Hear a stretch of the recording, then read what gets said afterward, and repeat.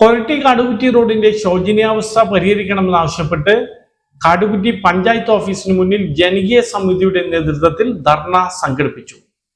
കൊരട്ടി കാടുകുറ്റി മുരിങ്ങൂർ റോഡിലൂടെ heavy load വാഹനങ്ങൾ പോകുന്നതിനെ തുടർന്നുള്ള ദുരിതത്തിൽ പ്രതിഷേധിച്ച് കാടുകുറ്റി ജനകീയ സമിതിയുടെ നേതൃത്വത്തിൽ കാടുകുറ്റി പഞ്ചായത്ത് ഓഫീസിന് മുന്നിൽ ധർണ സംഘടിപ്പിച്ചു.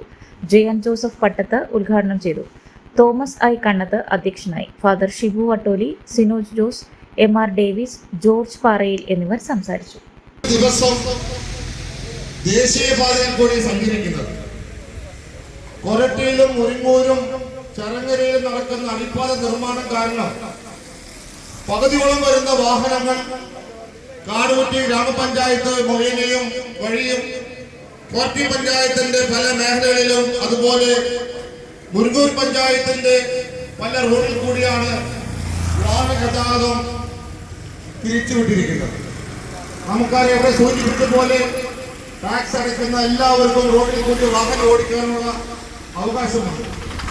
എന്നാൽ ഗ്രാമപഞ്ചായത്തിന്റെ വീതി കുറഞ്ഞ റോഡുകളിൽ കൂടി ഭാരമുള്ള വാഹനങ്ങളും വലിയ വാഹനങ്ങളും പോകുമ്പോൾ റോഡ് നശിക്കുന്ന അവസ്ഥയിലും അപകടങ്ങൾക്ക് സാധ്യതയുമുണ്ട്.